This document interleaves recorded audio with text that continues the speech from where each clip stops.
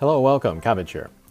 Let's have a look at Nirai Kanai, the Colossal Quest, and I will be bringing a bunch of new monsters.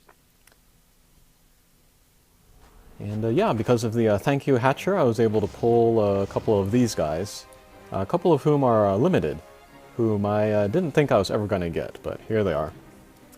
And then gimmicks for this mission are warps and gravity barriers, but we can get away with bringing people with just one or the other, or neither in some cases. And then to talk about the team that I'm using, first I'm using Shambhala.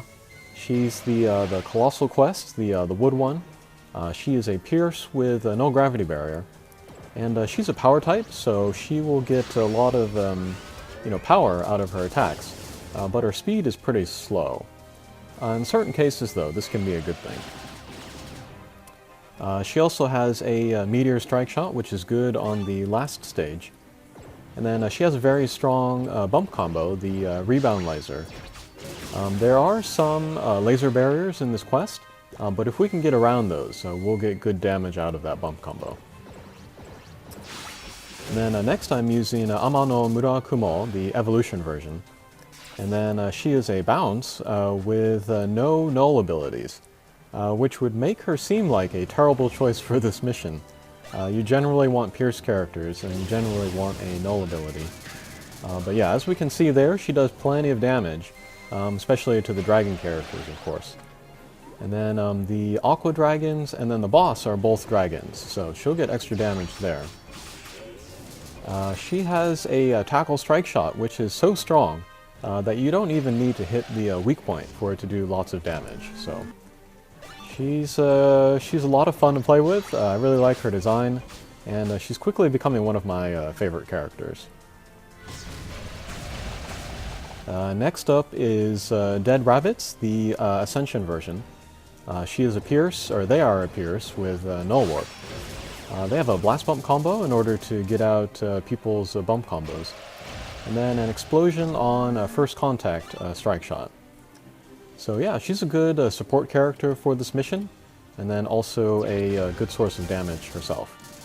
And yeah, that's the shotgun, and it can be a really good source of damage if your positioning is right. And then finally I'm using a Nightingale Ascension, and then she's a Pierce with a null gravity barrier, and Water Slayer passive in her. So all of her attacks will do extra damage in this stage, and then her bump combos will also get extra damage. And then she has an interesting strike shot where she gets a speed and power up, but the speed and power up stays with her through to the next round. So it's kind of like using the strike shot twice for the price of one. Alright, so that is my team, and this was a lot of fun to play because I usually don't use any of these characters when I do farm Nirai Kanai. I'm usually using Robin Hood and Gabriel, so I was kind of nervous playing this one, but you know, the feel of the mission was different using these characters.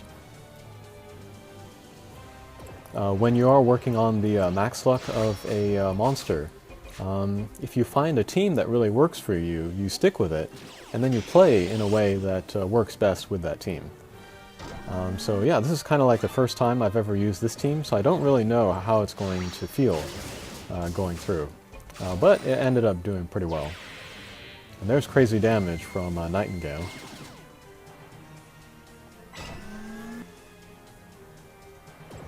And then would I use this team to farm normally, or use these characters? I don't know about that.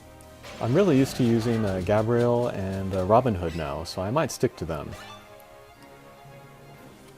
Of course, if I could get a max luck of Shambhala, that would be amazing, but not counting on that happening.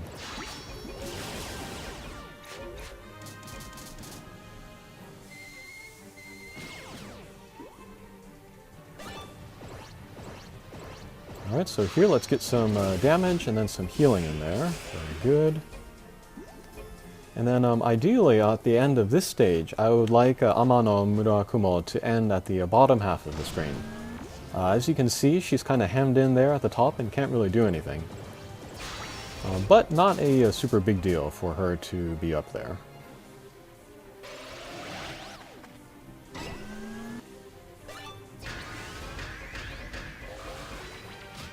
Okay, great. So she moved to the bottom half of the screen, so from here, she will be more useful.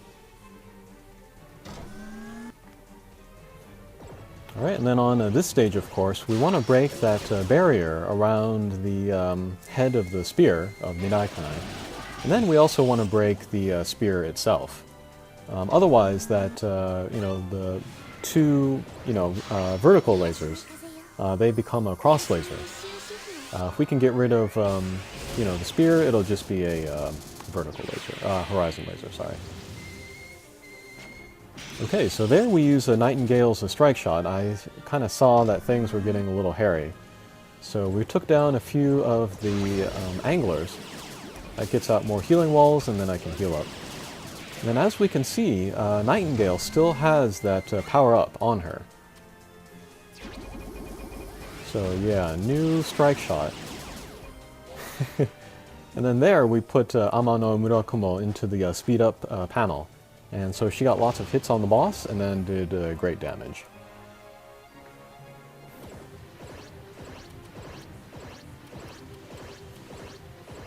And then for this stage, I really like to position my guys at the bottom of the screen as much as possible.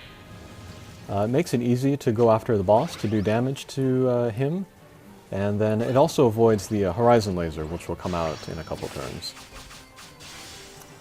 Okay, great damage again there.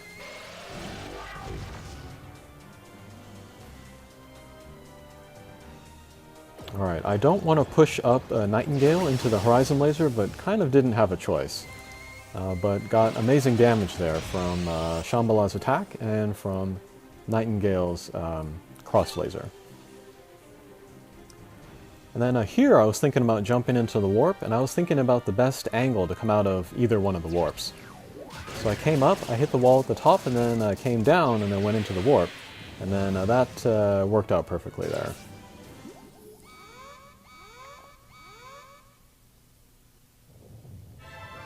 Yeah, not too many warps out at once, and they're not random either, so you can use them if you put a little thought into it. Okay, so first boss stage. What I like to do here is to take down the boss before the gravity attack comes out. The gravity attack is the number 6 in the center of him, now 5. And so yeah, I just like to keep up the pressure and then take down the boss before then. So we'll work our way to the top. And yeah, Dead Rabbits is in great position, right next to the boss, where the shotgun can do good damage. Excellent. That was a lucky irregular bound there.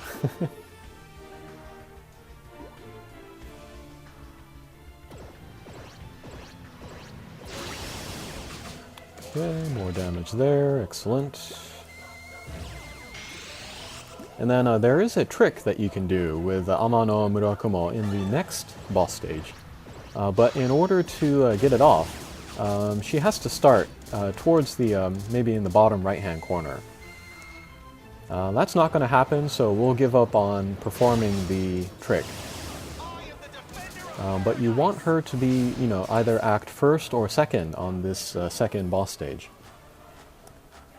And then the way it would work is if she were in the bottom right-hand area, she could actually pinch in between the boss and then the Yadia's barrier, and then possibly take down the boss in one hit. It's a good trick to know, but I wouldn't go out of your way to do it if it would set you up to lose. So yeah, we'll just do a standard attack there. We'll keep on focusing on getting rid of the little guys up there. Perfect. Alright, and then we will work on moving our way down so that we can do damage to the boss. Alright, that is fine. And then the boss does have like a spread attack that goes above him. So yeah, if we can move either, at the same level as Nirai Kanai or lower, we will avoid that attack, so that would be good. Here we'll just do a left and right with Amano Murakumo. And that's great damage for a bounce, I would say.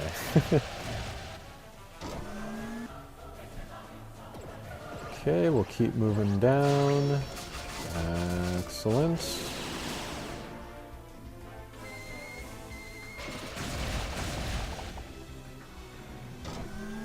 Alright, and then this should do it. And just for fun, we'll pick up the guide, just so that I have that for all of my characters the next round. Okay. Positioning is decent here. So we have Shambhala first, and then we'll use her Meteor Strike Shot to take down the Tiamat and then hit the boss. And then the boss will take extra damage from this meteor because the boss and then his barrier and his spear all count as different targets. But the meteor will hit each of those, and then the damage will also carry over into the boss. So that's why we saw so much more damage going to there. Okay, we'll finish up getting rid of the guys at the bottom half of the screen. And then now it's just about doing damage to the boss. And then again, there is that gravity attack coming out 4 turns from now.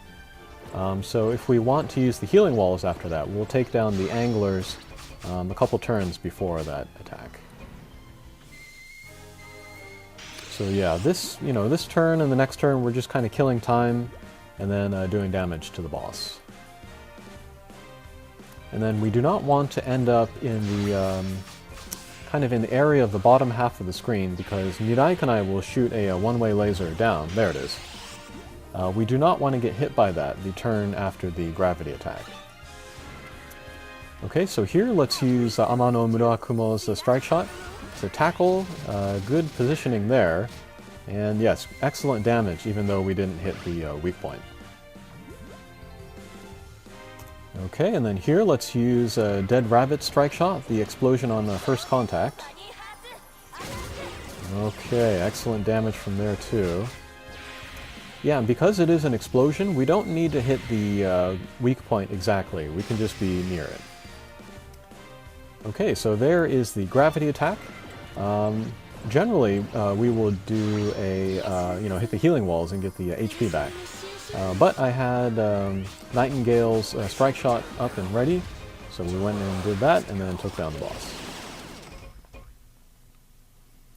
So yeah, that was pretty good. My HP was pretty low for a lot of the quest, but I think this team performed pretty well. Okay, well I hope you give those guys a try in Nirai Kanai, and we'll see you again. Take care.